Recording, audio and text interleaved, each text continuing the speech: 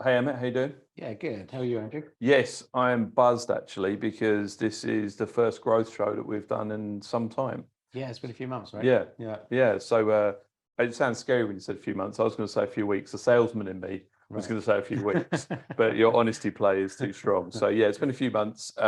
We've been doing a bit of travel, kind of bouncing around a bit, and obviously just very busy is a word that probably pops to mind. But we thought it was important to jump back on, guys. Basically to talk about kind of state of play and almost leaning back into the very reason why we started the growth show in the first place, right? Yeah, it's a good point, actually. We started it, oh, Christ, I guess, just when COVID Just started. COVID, yeah, Yeah, and yeah. I guess it was really kind of designed to help people, get That's people right. Yeah, thinking exactly. about what they can do, how they can make their things interesting within their business in Yep, terms of. yep. I think at that point was very much survival, which then Survival mode. Yeah, transitioned into right. growth. Okay, we've Exactly. survived. Yeah. Now, how How do do we we kind of build? grow? How do we Yeah, grow? How do we build that foundational piece? And obviously, I think at the moment, so we thought today we'd just run through. So look, thank you for listening. Thank you for watching. Remember, we listening to or watching the growth show. As I mentioned, we're doing this a few years now. But we wanted to kind of jump back in today, really around the current state of the market and the kind of global impact now, right? So obviously we're in the Dubai studio, and we operate out the Middle East. So sometimes this place has kind of a bit gilded when it comes to other kind of pressures. But we've even started feeling those pressures. For example, conversations at the gas pump or the petrol pump. In my entire 20 years in the Middle East, I've never had a conversation around petrol, a negative conversation. And obviously I think that is yeah. hot topic of but obviously, I mean, should we start off with kind of US and kind of where that's looking? Just because obviously, as you know, we like to talk about news first couple of bits, and then we're going to lean into some MT Sure. stuff. But what's kind of sparked your interest No, this last week or so? there's just I think it's the level of uncertainty. I think more than Yeah, anything, because I think yeah, I'd agree. we've both spoken about this and the Yeah, impact of uncertainty, in our kind of personal lives, and then how that kind of transitions into business. yeah, And normally with uncertainty, people get a little bit more cautious, and mm, perhaps they stop spending, as much money as they typically would, which then typically has a sort of knock-on effect and yeah, impact on what happens for businesses, right? yeah, And I guess we started the year, I think, very confident, maybe not in a positive context, that there was definitely going to be a recession this year yeah, at some yeah, point. And I think where we are, we're in this little bubble here, but I think we were in the States not so long ago, a few weeks back. yeah, And what was interesting there is the large companies that you speak to there are very much kind of positioning themselves for a recession, right? yeah, To the yeah. point where investment in certain areas has already stopped. Headcounts are being kind of looked at. Headcount's being pulled. Yeah, Headcounts are being pulled, yeah, right? Yeah, yeah, we've already heard of some companies where yeah, they're already making yeah, those decisions. yeah, And then I think the additional sort of uncertainty in terms of the official numbers saying America's in recession, and other numbers saying, well, hold on, maybe we're not. I think all of that has an impact, and I think it's always that point where right now, perhaps if this kind of agony is going to be prolonged slightly, then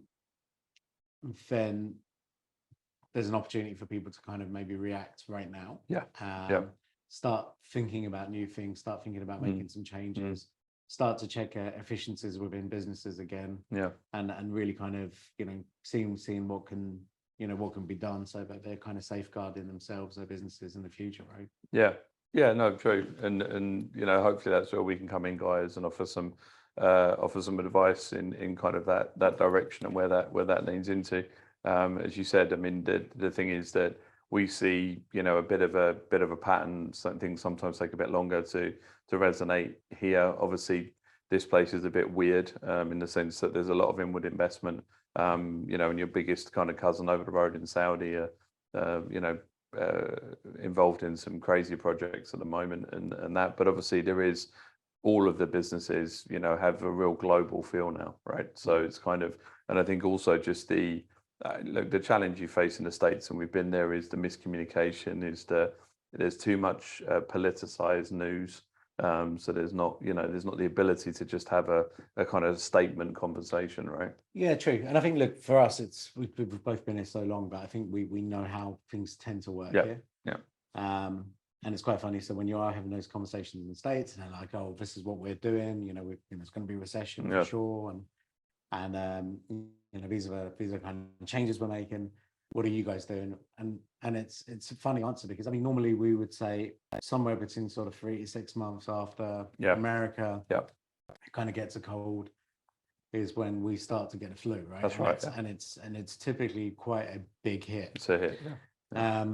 But I said to him this time, I was like, the only thing that might sort of save us here, or maybe give us a little bit more breathing space, is the war, right? Yeah. In a sense of that's going to potentially still keep oil prices high. Yeah.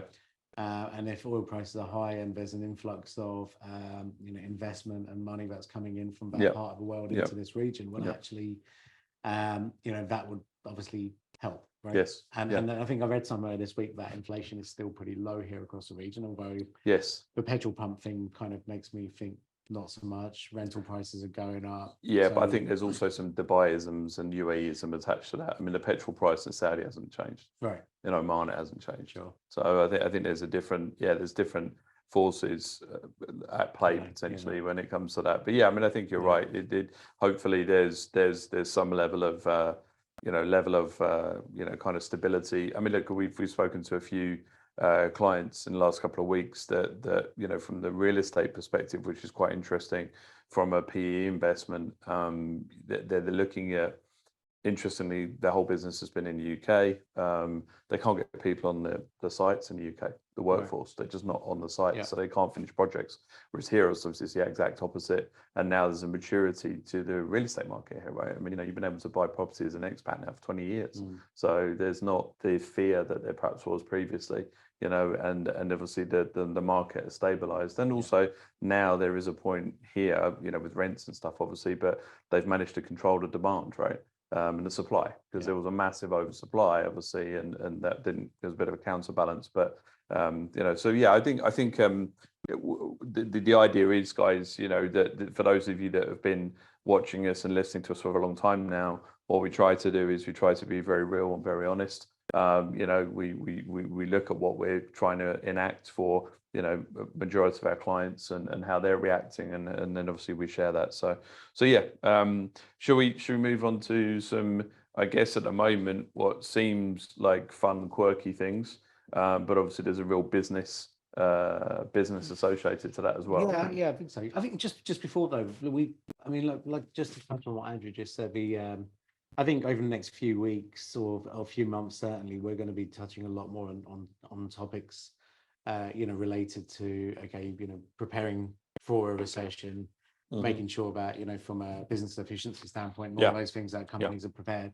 So if you guys do have any kind of topics you want us to kind of go through, definitely.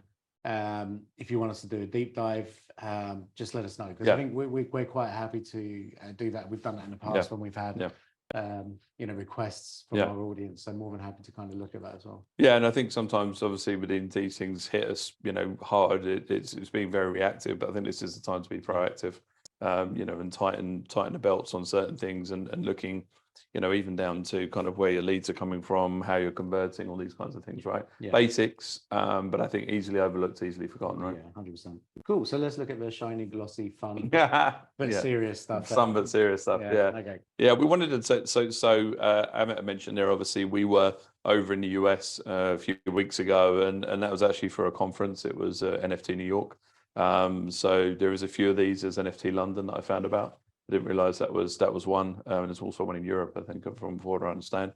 But NFT New York, and also like the mood at that time, Ethereum was kind of a rock bottom, Bitcoin was at rock bottom. So a lot of the people who operate in that NFT space, were coming to town. I was joking, we saw like you may not be able to afford to get a hotel room and stuff when they were heading into town, but even all of that, there was still 20,000 people that kind of descended on New York over a 4-day period. Yeah, it was super busy. I mean, it was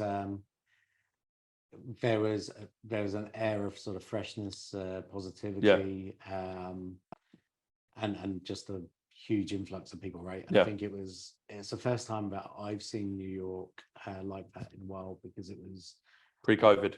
yeah, I mean, yeah, it felt like it was back to normal. Yes. Yeah. Which was nice, because Yeah. that city kind of needs people. Yeah, it needs a buzz. And Needs that energy, doesn't it? yeah, and it was really good to see. And I think, you know, you're exactly right. The crypto had taken a bit of a battering.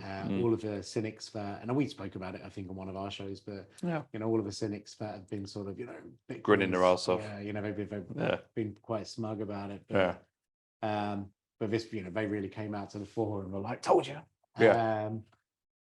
And then yeah, so not really knowing what to expect when we went to this event, but I think ultimately, this wasn't about NFTs as a conference. No. Right. And I think, and at some point, it sounds quite good, NFT NYC as an event. Yes. But ultimately, NFTs is maybe about 20%, 25% of the overall content. Yeah, definitely. And I think that's, the bigger picture stuff is that whole new kind of, Web3 world of, this new iteration of the web. And I think we're both sort of commercial kind of business guys who always look at technology and think, okay, how can this apply to to clients, to businesses, to industries, and all that kind of stuff. What's the relevancy? Yeah, and I think we both left fairly inspired, right? I think there was totally. Yeah. There's a lot of takeaways from there that are very applicable today, right? Yeah. I think the obviously, I think for people that have kind of heard NFTs, there's either there's a couple of different camps. There's obviously people that just think it's like, you take a picture of something and it's yours.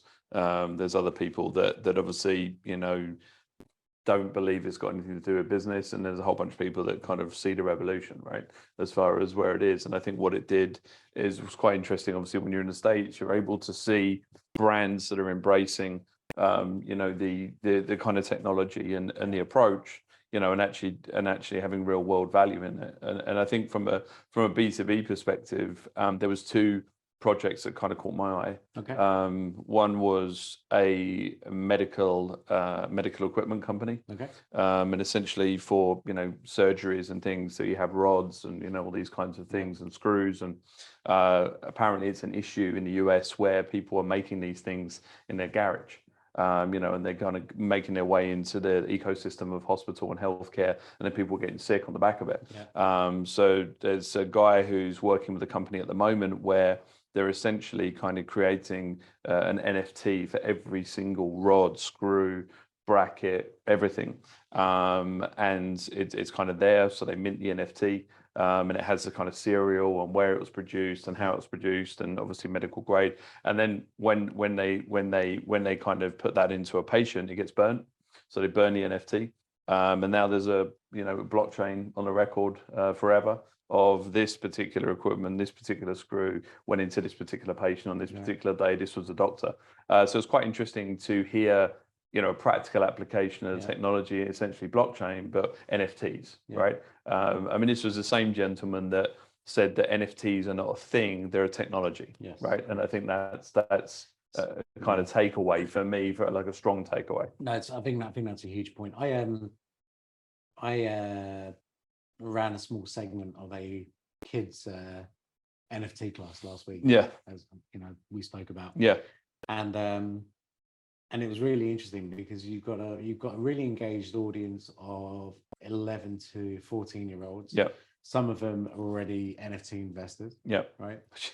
Right. Which was really cool to see. Yeah, very cool. Yeah. But they they're keen. They want to know, like, what is the future, right? Yeah, That's exactly. they want to know what's next. Yeah, what's next? What happens? Yeah, Okay, exactly. we get NFTs. What's after? Yeah. And the second I started speaking about this aspect, were when all of them were like, wow, I get it. I'm talking about, look, your university degrees ultimately can be an NFT. Right? So by the time you guys graduate. Yeah, exactly. And it's interesting speaking to an audience of people that haven't graduated. Gone through that, right? yeah, exactly. Our normal audience is not. Yeah, like a soul token, right? This is what they were talking about, that is bound to you. Yeah. Right? Yeah. So, you say, look, this is what you, this is what your degree could look like, right? Where, it's tied to you. It's tied to you as an individual forever. That's right.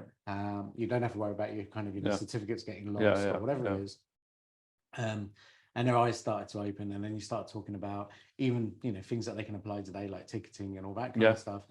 And they were like, it just makes so much sense, right? And just because they get the technology aspect of exactly. Anyway, And I think that's the important part. So, you know, I know the brands that we're speaking to right now, you know, the ones who really kind of understand that, okay, this is a technology, and I think more so, it's not just the technology, but it's an enabler to achieve something more, which in the case of brands is to connect to an audience on a level that they've never been able to do previously. Right?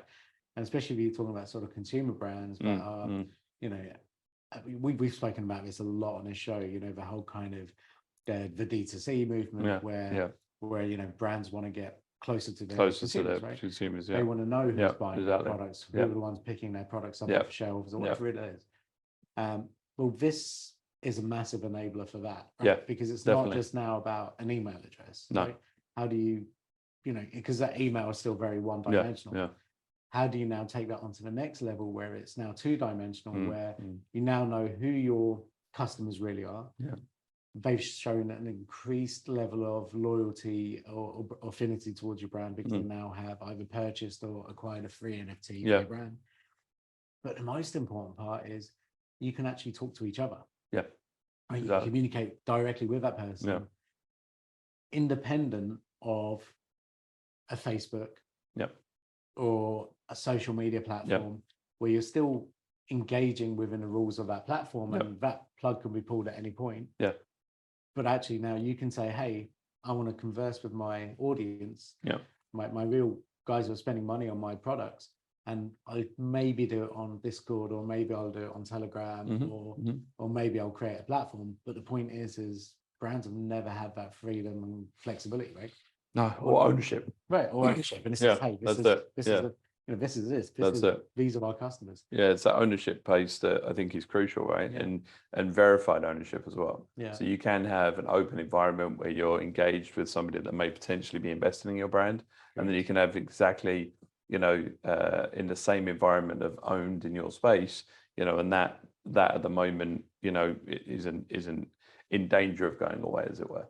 You know, because what's interesting, obviously, from a Discord perspective, everything kind of leans into that, but Discord is its own ecosystem as well. So similar to, like, I liken Discord very much like Slack, you know, so all of these kind of collab land and, you know, Vulkan and stuff like this, the plugins that are integrated into that space, and Twitter feeds. And I saw a very cool, I'm on a Discord where it's giving you price drops on OpenSea and volume trade. It's like real time. You know, just kind of it's pulling it from somewhere, which is pretty cool. So I think that kind of realization, you know, for me, was it made me think of South by Southwest, and a session I went to, British guy who was talking about the fact that anybody that and he'd spoken about a couple of people that he knew, but anybody that was working on a CRM in this space, you know, could potentially, you know, just own that whole space in the future, right? So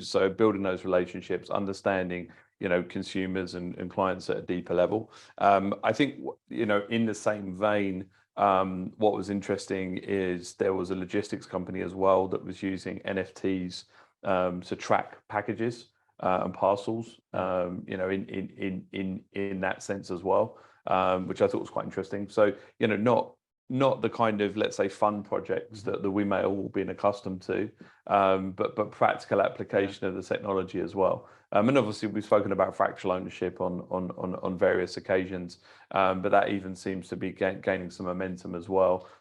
Fractional ownership of things I've seen for watches, I've seen for, like, you know, hypercars, seen for real estate, obviously. So I think that was quite interesting as well. And again, it's technology, right? So people are now just applying that technology into different scenarios, and I think that's we you know, the fractional ownership piece.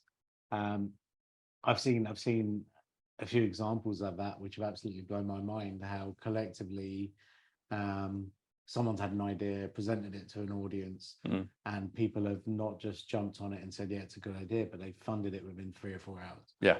Right. And I think this is where this technology is really kind of available. It will change. Look, I think I think it's important for us to talk about, hey, look, what's the opportunities right now? And I think the opportunities right now are for brands who really care about audiences and their customers, and really how do we kind of bring them closer to us to build more loyalty and ultimately increase spend. The technology is available, it's ready now, and this is what brands really should be thinking about. Exactly. Right? And we're seeing it, right? So Lamborghini have just launched a collection. McLaren did it well. McLaren done it. Audi have done it. So in the car space, a lot have done it. In the retail space, huge in the retail space. Lacoste, Tag. You've got a whole load of, very kind of prominent famous, brands, global brands. But I've said, what, we need to understand this space. And perhaps the only way we understand it is by being in it. And some have been more successful than others, right? In terms of the launches. But ultimately, this is how they're going to. But I also think this goes back to the ones that have been successful. It's like if we go back to NFT, it's not a thing; it's a technology. Just like the internet is not a thing; it's a technology. And I think if we go back to Web 1, building a website and getting it out there doesn't mean it's going to be successful. Correct. Right? Running a social media Instagram account doesn't mean it's going to drive business or be successful. So I think the same sensibilities have to be applied in this new space. So it's not if they build it, they will come, or it's shiny new technology, so everyone's going to drive on it. That's not the case by any means. And also there is an element of uncertainty in this space as well. The sheer openness of the environment, completely decentralized. You do have to be careful. There's you can see kind of instantly projects that get launched, and within, you're talking hours, minutes in some cases. Fake projects go up, and things are done, like super fast, right? It's incredible, right? Yeah, there's an education piece with this, which is really critical, which is, and I think it's one of them where, I think I've heard people say that, look, you make one mistake and you quickly realize 100%, right? and it is like, it's like you've got to be stung, right? Totally. If you get stung, then all of a sudden now your guard is up. You're on a different level. But and that's the kind of, it's still pretty raw, right? What all of this is. But if you can bypass that, look, we've had some local brands here which you wouldn't necessarily link to being innovative and taking a risk. Etihad, I think, is a prime example, who I would call a pretty safe airline in terms of their market. Very much so. Never groundbreaking. It's not Emirates. No, it's never kind of extreme. More traditional. They're not climbing on top of tall buildings. No. And what they've done is launched a utility-based NFT program where they're saying, hey, we want people to buy NFTs. We're going to offset any profits that we make by investing that into clean energy and clean fuel, which is obviously non-transferable utility, though, which is a bit of an interesting NFT. What's that? Non-transferable utility. The silver status doesn't get transferred. Oh, does it not? Okay. No. Yeah, and then the second you buy or bought the NFT off Mint, you get silver membership on there. Yes, you got silver membership. But it doesn't transfer if you then sell it to somebody else. No. Okay, which is a technical flaw. Yes. Right. let's call it that. But I think that it's brave of them to be the first. And that's what you need. You need that bravery. Yeah. And look, so I think they did it well. I think they did the delivery really well. So they did these. They got special artwork around the planes. We've got friends that have bought into them. It's great. Just from a project perspective, and an entry point, it was really affordable, right? So instant utility for the holder. Instant utility was worthwhile straight away, bang. And then also, like you said, the carbon offset, the investment into charitable donations. I think the project as a whole, but like you said, a brand that wouldn't necessarily be associated to that. And look, that's also been some of the conversations we've had in the last couple of weeks, where we're talking to brands at the moment that it's a scratchy head moment, right? Where there's a real interest, right? Or how do I get involved in Web3, and how do I do this? Yeah, you manufacture corn oil, right? So it's interesting. Yeah, but I think, again, I those kinds of companies I love, because they're really thinking outside of the box. Totally. Yeah. Perfect. And I think there's also that dimension there where so many brands were late to the party with social media. Yes. And a lot of them don't want to make that mistake. No, again, true. Right? Very true. You imagine, I mean, in all seriousness, we look at Etihad, but Emirates were really late to social media. Yes. Yeah. Yeah. You know, resisted the urge for a long time. Twitter was time. Yeah. Like, I mean, it was, And it was only, I mean, when we're not talking months, we're talking a few years after every other airline had really jumped on it, but Emirates did. And they, you know, they obviously figured it out. Yeah. Brands can't wait 2 or 3 years to jump into new technology. No, I think it's a bit of a joke. So yeah, I think the opportunities are definitely there. Yeah. So look, I think if you guys, you know, get a spark of interest on the back of this, we, you know, from a Web3 perspective, please feel free to reach out to me or Amit. As I mentioned, next couple of, you know, months here, we're going to try to lean in and focus in on what we can potentially do to not necessarily batten down the hatches, but just make sure that you're kind of more ready for kind of any troubles that may present themselves in the next few months here, right? Yeah, absolutely. And also, we've got our other show, right? Yes, we do. We have our other show now, Web3 Digest. That kind of goes up. That's a 15-minute burn, guys. So, you know, you're tripping the car, listen to us on podcast, or if you really want to look at us, great, watch us on channels on YouTube. So we'll leave it there. Thank you, Amit. Good to be back in the driving seats here with Growth Show. Yeah. Cheers. Thanks, guys. Bye.